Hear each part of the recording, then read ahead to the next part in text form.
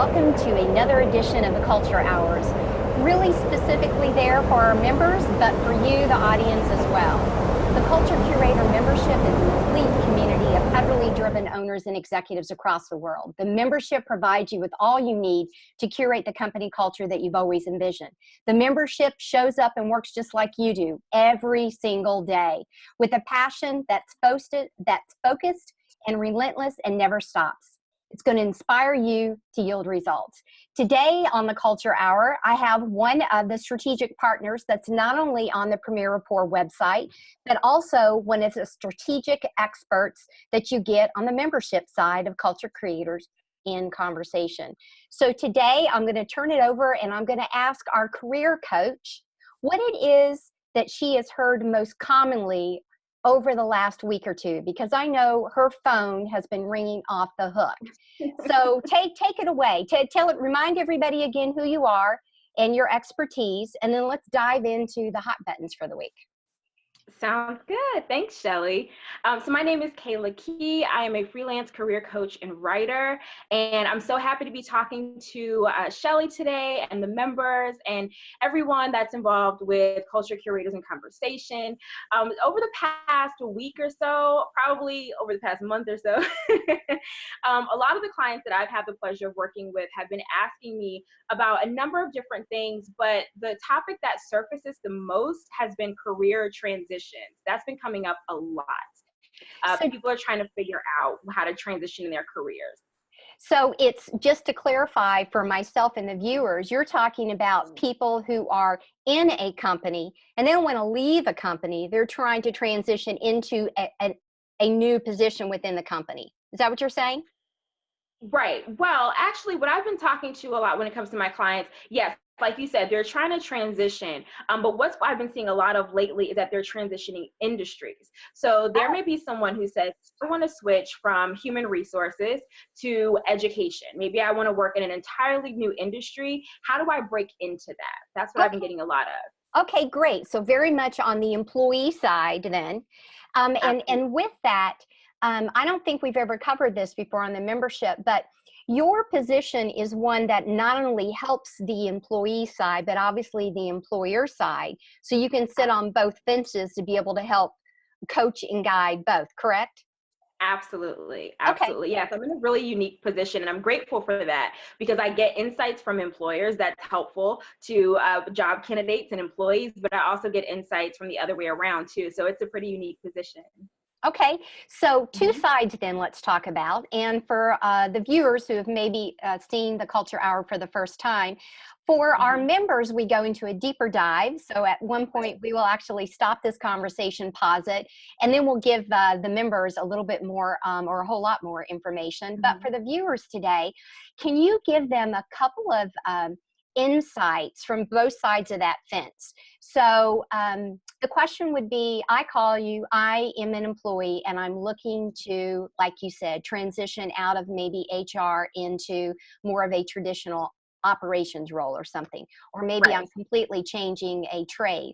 What are some things that you begin to ask them to help them with clarity? Let's start with that. Absolutely. So one of the first things that I usually try to tackle is kind of their approach to it. And I usually gauge their approach by how they've asked the question. So kind of like how you did. A lot of times when I'm hearing the question from clients, they ask me something along the lines of, how do I convince an employer that I can do this job? How do I get them to take a chance on me? So the first thing that I usually try to tackle is helping them to shift their mindset. And that's my first tip, honestly. I feel like changing your career starts with changing your mindset and changing the way you think about this transition. So. Beautiful. So for the members, we are going to, remember, stay tuned for part 2, but she's going to give a little bit more, a little deeper dive into that point. Does that sound fair? Okay. Absolutely. Number 2 then, let's say that I am actually the employer and I am getting ready to maybe interview some of these candidates that are transitioning. What are some things that I might look for or that I need to maybe be persuaded on why I should look at somebody who doesn't necessarily have the skill in the background? What are some things you say to employers to make sure that they really have an unbiased, unconscious decision to allow somebody to interview that doesn't have the skill set? Great question. I love that you tapped into that, because there are some employers that feel like, well, I'm not biased. I think most of us feel like, well, of course, I'm going to look at it from a fresh lens, but that's not always so easy to do. So I'm really glad that you tapped into that. If they haven't already presented that, like, hey, I want to make sure I have a fresh perspective, I will bring that up. Since you brought that up, I would just go right ahead to that next step, which is looking for I would say a revamped resume. So your resume, of course, is a critical tool in any job search, but it's especially helpful when you are transitioning careers or you're transitioning into a new industry. Sometimes people try to use the same resume that they've been using in their current industry, and employers can tell. So I usually try to tell them, you want to make sure that you can tell that this candidate has put some effort into transitioning their resume and their application materials right along with other items they've had to transition. And then the other part of that is making sure that there's some type of like qualification summary at the opening of that resume to highlight transferable skills. Employers are looking for that. And sometimes they say, well, how am I going to dig for that? How am I going to find that if this person doesn't have roots in this industry? Yeah. That's how you find it. Some type of a brief summary or a bulleted list, perhaps, of transferable skills in their resume. Beautiful. All right. So I know you have a lot more to say, but we're going to hold that for the members. So I'm going to put a twist or a spin on this, because after all, it is the culture hour. One thing that, or not one thing, a couple things that you mentioned with the transition. I think so many times now that companies are becoming more and more intentional about hires, that it's not as much about the skill as it used to be. It's more so about the behaviors, the cognitive, the emotional intelligence, and the fit to the culture. And that definitely goes on both sides. Is what is the employee looking for? And I know you have those conversations, and we're going to talk about that in a minute in part two. But then the second part is the employer is becoming more open. And in many cases, I've heard executive level positions that the group or the board of director is actually looking for people who do not have the skill, because then they're not coming in with a predetermined, this is how we do it. They're coming in very open-minded and pretty creative, because they're not in a trap. They're not in a trap. So I think that the ability to transition is becoming a little easier because of that scope, as long as we've got the confidence piece. So I'm going to cut this part of our open dialogue short, but I do hope that the viewers got a couple of good tips already from things that you said, because I definitely do. But we're going to take a bit of a pause, and we're going to wrap up this part and then do part two for the membership. But for everybody who tuned in today, thank you so much. I'll have the name of our, where you can get more information about the membership, or you can contact either one of us for just general questions, or of course, as always, pose any of your questions to the Culture Hour. You can private message me directly on that, or give us a call, or you can go online. So there's all kinds of ways to find it. So until then, signing out for today's Culture Hour Part 1. Have a fabulous day. My name is Shelly Smith, your culture curator, and Kaila Kea. Thank you so much. And I'm hoping I see everyone in the membership portal so we can chat some more. Beautiful. Remember, she is your expert career coach, and that is for both employee and employer. Stay tuned for part 2 memberships, or members rather.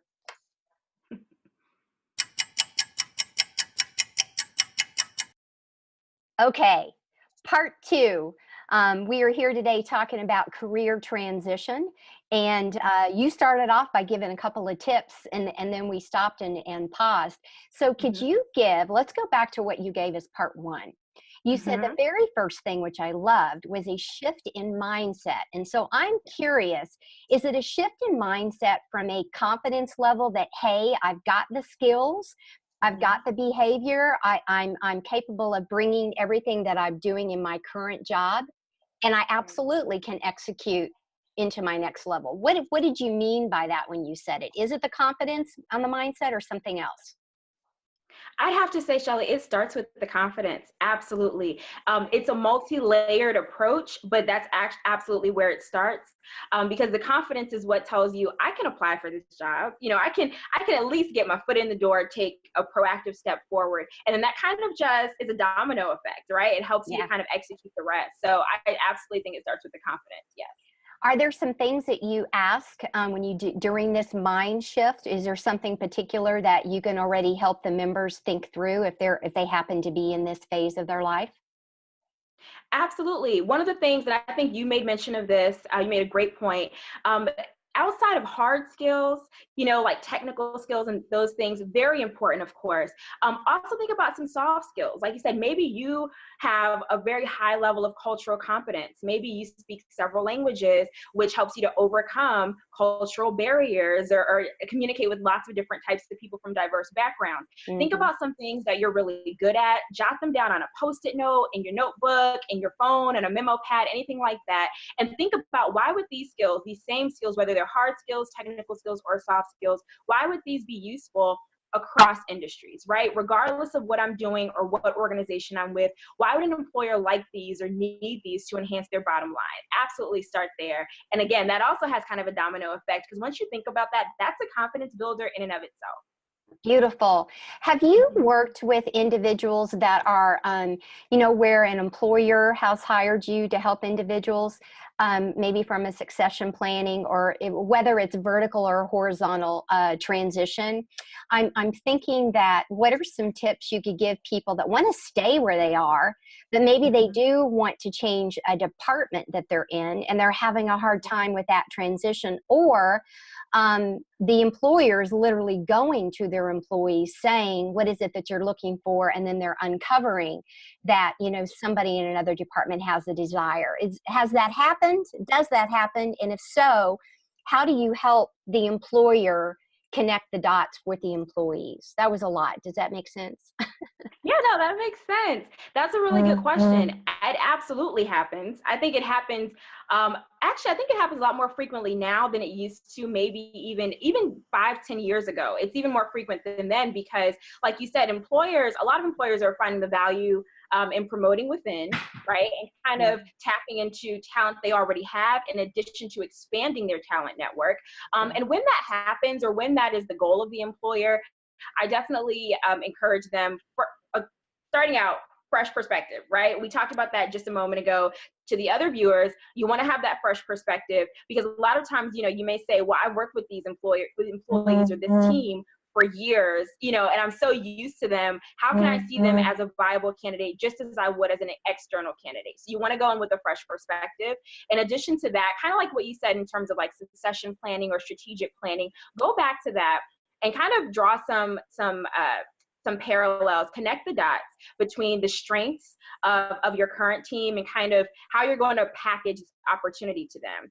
How are you going to draw upon what they've shared with you in their performance evals or in team building that they're looking to do in their careers, and then tie that back to what this looks like from that standpoint, right? How are we going to market this to them? Again, just like you would with an external candidate. So it kind of starts with that fresh perspective, but also with making sure that you're packaging this opportunity in a way that's appealing to your team. Beautiful. I love that. I've got a vision that from, again, a win for, regardless of what size company you're in, members that are watching, is that you could literally take, and Kaila, please, pull in if I'm off track here, but I see the competencies that are listed in an employee's review, and I see them across different departments. And if you don't have specific competencies, you do have categories within your performance review. And I see that, in a succession planning conversation, that you could literally say during the review process, these 5 competencies are also what are going to resonate with XYZ department. And you said that you've shown interest in, so let's work on your goals specific to, those type of gaps. And I can see that conversation, that's how that would help the employer and the employee. Absolutely. And talk about increased engagement that would create, right? Yes, Absolutely, absolutely. Yeah, I think the last thing that, employees want to feel like is they want to feel like they're part of a broader community outside of the department, right? Yes. So I may work in a specific department, but I also want to feel like I have direct ties to this organization as a whole. And the more that our team leads, our supervisors, our managers, are tapping into that and helping employees see, well, you know what, there's an opportunity that's opening up. It's going to be open to internal and external candidates. Have you thought about applying? That, not like you said, that's increased engagement on a whole nother level. It does. And it keeps those high potentials from jumping, or it takes that disengaged person who used to be an all-star, and the manager's literally scratching their head going, what's happened to you? Absolutely.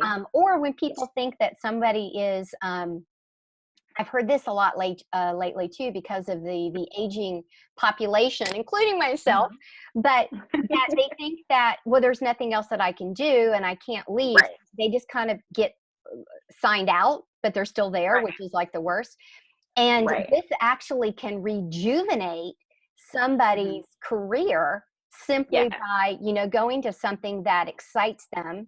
And again, all of a sudden, you not only have more cross training going on, but you've got, that engagement piece. And we all know it's easier to take somebody who's already in the system and move them into another area. Again, even if it's a horizontal move, that is a much better win than taking somebody completely from the outside. And the cost is much smaller in the impact. So beautiful. Very good point. Very good point. Well, I love all that. Members, I hope you guys got lots of stuff out of that today. So mindset, we always have to have our mindset and our confidence in check. I loved your idea of take and make a list of your strengths, behavior-wise, competency-wise, and, literally on a piece of paper, and draw some other adjectives, some other competencies. If I was in HR and I wanted to go to sales, what does this competency in street translate? If I'm in operations and I want to go to HR, how does this, translate from literally the resume to the goals within the company and themselves, and doing performance reviews? And you know what to ask for when it's training and development. Generally, many companies now are saying, we will put additional dollars aside for educational reimbursement, but you've got to, what are you going to ask for? And this, I think, helps with all that visioning, mind mapping and visioning. So, all right. Yes, agreed. That's it for today, members. Remember, if you've got any questions for myself, it's the whole culture piece. Obviously, anything that's career coaching, again, whether it's a transition in or out or across, all you have to do is send us your questions, and you can type them in on the two Facebook group that we've got, or the LinkedIn group that we've got, because those are private for members. So please tap into your resources. Make sure that you're going online and looking at all the things that both of us, as well as some of the other strategic partners, have given as information. And until next time, peace out. Remember, people matter, culture matters, and coaching matters, right? Absolutely. Yes. Happy career planning to everyone. Here we go. All right. Thanks, everybody. Have a good day.